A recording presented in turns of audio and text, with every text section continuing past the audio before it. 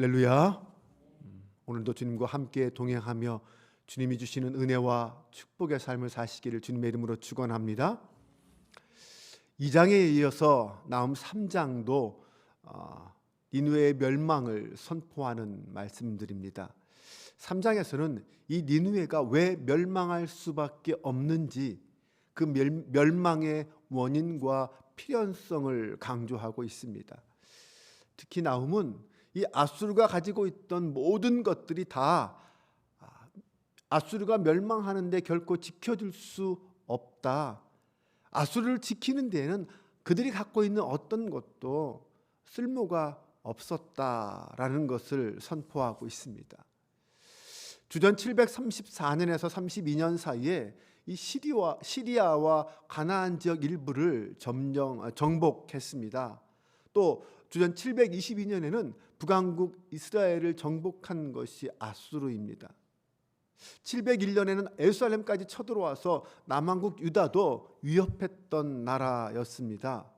그런 아수르의 권세가 7세기 초에는 정점에 이르게 됩니다. 그 후에 주전 680년에서 670년 사이에는 애굽까지 쳐들어가서 애굽을 3번 정복하는 원정을 가서 애굽의 북쪽 지역까지 완전히 정복하는 그런 강력한 나라가 바로 아수르였습니다. 고대 근동에서 가장 군사력이 강했던 나라입니다. 그런 아수르가 그 지역을 호령하던 강대국 아수르가 주전 6세기 중반에 와서 급속히 무너집니다. 내부에서부터 시작된 권력 다툼이 원인이었습니다. 이 강력한 아수르의 권세도 100년을 넘지 못했습니다. 나훔 선지자는 이 아수르와 니느웨의 멸망을 기정사실화하면서 그 모든 것이 하나님의 심판의 결과다라고 선포합니다. 그들이 그렇게 하나님께 심판을 당하는 이유가 무엇일까요? 1절은 그 이유를 이렇게 설명합니다. 화 있을진저 피의 성이여 그 안에는 거짓이 가득하고 포악이 가득하며 탈취가 떠나지 아니하도다. 지금 이 니느웨는 거짓과 포악과 탈취가 가득한 피의 성이다 이렇게 선포하고 있습니다. 당시 이 아수르는 정복당한 나라들에 대해서는 이 막대한 전리품과 또 조공들을 강요해서 약탈해 갔다고 합니다. 그들의 군대가 지나가는 곳에는 정말 시체가 쌓였고 마치 음녀가 음행으로 유혹하듯 자신들의 욕망과 쾌락을 위해서는 수단과 방법을 가리지 않는 정말 악한 나라가 아수르였습니다. 그들은 비열했고 윤리와 도덕이란 그들에게 없었습니다. 북왕국 이스라엘도 그런 아수르로부터 망했고 그런 수치와 모욕과 아픔을 겪었습니다. 네, 하나님의 백성들이 그런 고통과 아픔을 겪었다는 것입니다. 생각해 보십시오. 부와 권력과 쾌락을 인생의 목표로 삼고 있는데 그런 사람에게서 정의를 찾아볼 수 있을까요? 남의 피를 흘리지 않으면서 어떻게 남의 것을 빼앗아서 자기의 것으로 삼을 수 있겠습니까? 그러기 위해서는 그만큼 악한 행동, 포악과 거짓과 탈취가 가득할 수밖에 없었습니다. 그만큼 피를 흘릴 수밖에 없었다는 것입니다. 결국 하나님께서는 그런 니느웨의 대적이 되셔서 니느웨를 치시기로 결정하십니다. 이렇게 하나님의 대적이 되면 어떻게 될까요? 네, 하나님의 대적이 되면 결국 가장 수치스러운 곳으로 떨어질 수밖에 없습니다. 능욕을 당하고 구경거리가 되는 인생이 될 수밖에 없습니다. 그들이 당하는 이런 심판에 대해서 함께 그 설명을 살펴보겠습니다. 첫 번째는 하나님은 니느웨를 향해서 너의 소유는 무가치하다라고 선포합니다. 12절과 13절 말씀을 보면 내 모든 산성은 무화과 나무의 처음 익은 열매가 흔들기만 하면 먹는 자의 입에 떨어짐과 같으리라. 내 가운데 장정들은 여인 같고 내 땅의 성문들은 내 원수 앞에 넓게 열리고 빗장들은 불에 타도다. 지금 나훔 선지자는 아수르가 적을 방어하기 위해서 갖추고 있던 그 모든 것들이 다, 그 모든 준비가 다 쓸모없을 거다라고 선포하고 있습니다. 아수리의 모든 산성들은 처음 익은 무화과 나무의 열매가 힘없이 떨어지듯 다 무너져 버릴 것이고, 전쟁에 나서야 될 군사들, 이 장정들은 연약한 여인들처럼 두려움에 떨 것이고, 원수들 앞에 굳게 닫혀 있어야 할 그 성문은 오히려 활짝 열려 있을 것이고, 그 성문을 잠가야 될 빗장은 불에 타버릴 것이다, 이렇게 말합니다. 사람들은 인생의 위기를 대비해서 다양한 준비를 합니다. 네, 나라도 국방력을 튼튼히 해서 외세의 침략에 대비하죠. 가정에서는 어떻게 합니까? 네, 앞으로 있을 중요한 일들을 위해서 미리 저금도 하고 다양한 준비를 합니다. 그런데 얼마나 철저하게 잘 준비하고 대비하느냐에 따라서 갑작스럽게 위기가 닥쳤을 때 그것을 극복하느냐 극복할 수 없느냐가 달려 있습니다. 그런데 그 어떤 인간적인 노력도 쓸모가 없을 때가 있습니다. 그것은 바로 하나님이 그 일을 작정하시고 행하실 때입니다. 하나님이 움직이시고 하나님이 행하시면 그 어떤 인간의 노력도 무의미하다는 것입니다.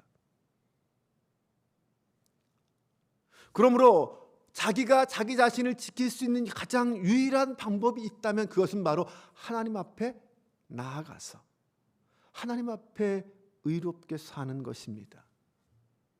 어리석은 사람들은 이웃의 것을 악탈해서 빼앗아서 내 것으로 삼고 준비하면 자기가 안전하고 자기가 부자가 되고 자기가 잘 될 거라고 생각합니다. 그러나 결국 그들은 멸망의 때가 되었을 때 자기가 준비했던 모든 것들이 다 무의미하고 무가치하다라는 것을 깨달을 수밖에 없을 것입니다. 사랑하는 여러분, 우리는 하나님 앞에 지혜로운 사람이 되어야 합니다. 여호와를 경외하는 것이 지혜의 근본이고 지식의 근본이라고 하였습니다. 하나님을 경외하고 두려워하며 하나님의 말씀 앞에 순종하는 성도가 될 때 화를 면하고 구원받는, 심판의 때에 구원받는 하나님의 백성이 될 수 있음을 기억하시기 바랍니다. 두 번째로 하나님은 악인의 모든 준비는 무가치하다라고 말합니다. 선지자는 지금이라도 전쟁 준비를 철저하게 하라 이렇게 조롱합니다. 포위당할 것에 대비해서 식수도 준비해보고 성도 견고하게 만들어봐라. 성을 쌓을 벽돌을 굽는 가마도 수리해봐라. 또 전쟁 물자를 데워줄 상인들도 모아보고 수많은 장수들도 메뚜기처럼 많이 모아봐라 라고 말합니다. 그러나 그 모든 준비가 헛될 거다라고 말합니다. 오히려 그들이 준비한 가마에서 불이 나와 그들을 삼킬 것이고, 메뚜기처럼 많이 모은 그 상인과 장수들이 결국 메뚜기처럼 흩어져 버릴 것이다. 하나님이 심판을 결정하시면 아무리 많은 물자나 돈이나 군사로 준비한다 할지라도 그 심판을 벗어날 수 없다라고 말합니다. 결론은 하나님을 섬기는 것밖에 없다는 것이죠. 우리가 인생의 심판을 준비하는 것은 하나님을 섬기며 준비하는 것밖에 없습니다. 마지막으로 하나님은 몰락한 악인들을 도울 자는 아무도 없다라고 말합니다. 18절과 19절 말씀을 보겠습니다. 아수르 왕이여, 내 목자가 자고 내 귀족은 누워 쉬며 내 백성은 산들에 흩어지나 그들을 모을 사람이 없도다. 내 상처는 고칠 수 없고 내 부상은 중하도다. 내 소식을 듣는 자가 다 너를 보고 손뼉을 치나니 이는 그들이 항상 내게 행패를 당하였음이 아니더냐 하시니라. 마지막으로 나움 선지자는 아수르의 왕과 또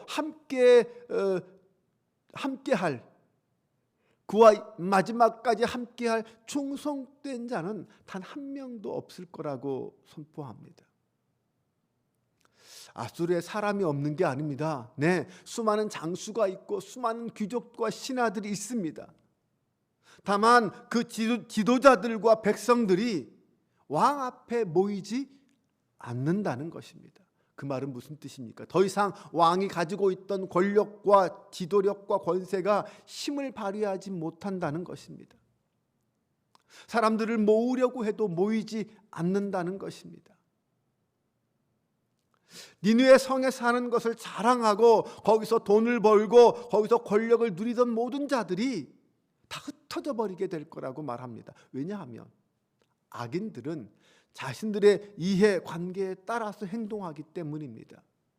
네, 더 이상 왕으로부터 얻을 게 없는데 왕 곁에 머물러 있겠습니까? 그럴 사람 없다는 것입니다. 이제 곧 왕이 멸망할 것이 보이는데 네, 누가 왕 곁에서 충성을 하겠습니까? 그것이 바로 악인들의 모습입니다. 그들은 자기의 욕심을 따라 움직입니다. 자기에게 이익이 없으면 함께하지 않습니다. 죽을 자리를 찾아가지 않는다는 것입니다.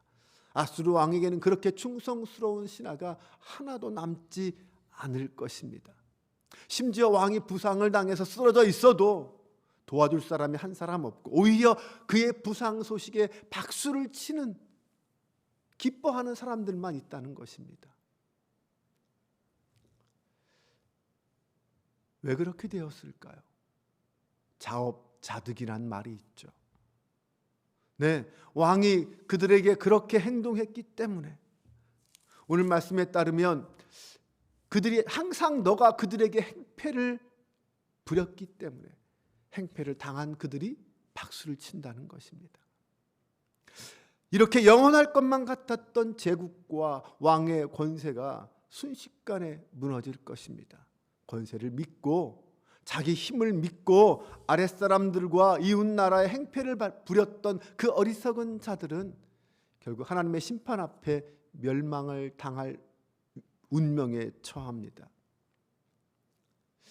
의인들이 고통을 당하면 사람들이 모여들지만 악인들이 고통을 당하면 사람들이 떠나고 오히려 그가 고통당하는 것을 즐거워하는 일이 벌어집니다. 나훔은 악인이 멸망함으로써 의인이 구원을 얻고 기쁨을 얻을 것이다라고 선언합니다. 심판의 날은 악인들에게는 절망의 날이고 죽음의 날이지만 의인들에게는 기쁨의 날이요 회복의 날이 될 것입니다. 우리가 악한 세상 가운데서 의의 길을 걸어가기를 두려워하지 않는다면 우리는 결국 최후의 승리자가 될 수 있습니다.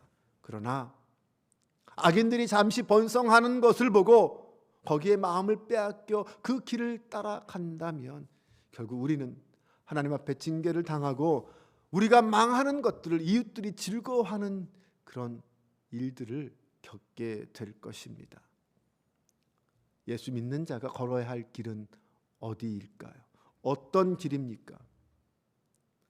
네, 예수 믿는 자는 예수님이 걸으셨던 길을 걸어가야 합니다. 예수님처럼 의인의 길, 믿음의 길을 꿋꿋하게 걸으며 악인의 번성을 부러워하지 않는다면 우리는 주님의 백성으로 심판의 때에 굳게 설 수 있습니다.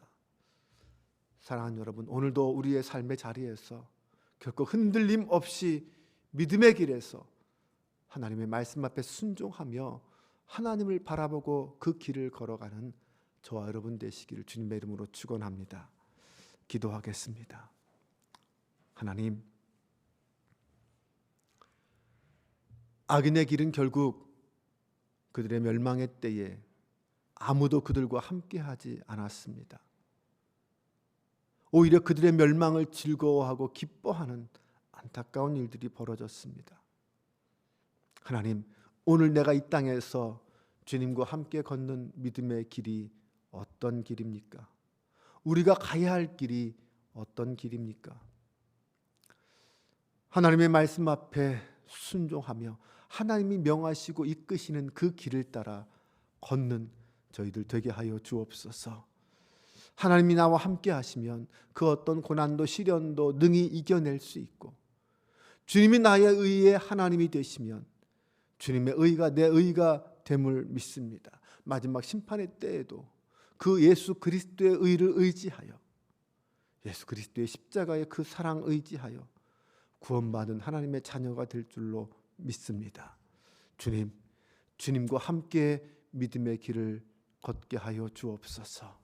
포기하지 않게 하시고 절망하지 않게 하시고 끝까지 주님의 손을 놓지 않는 하나님의 사람들 되게 하여 주옵소서. 하나님, 우리가 의의 길을 걸어갈 때에, 믿음의 길을 걸어갈 때에 하나님, 이 땅에 수많은 사람들이 우리를 바라볼 때 무엇을 보게 될까요? 우리의 삶의 자리에서 하나님을 바라보게 하시고 우리를 통하여 예수 그리스도의 영광이 드러날 수 있도록 역사하여 주옵소서. 오늘도 주님과 함께 승리의 길을 걸어가는 저희들 모두가 되게 하여 주옵소서. 예수 그리스도의 이름으로 기도합니다. 아멘.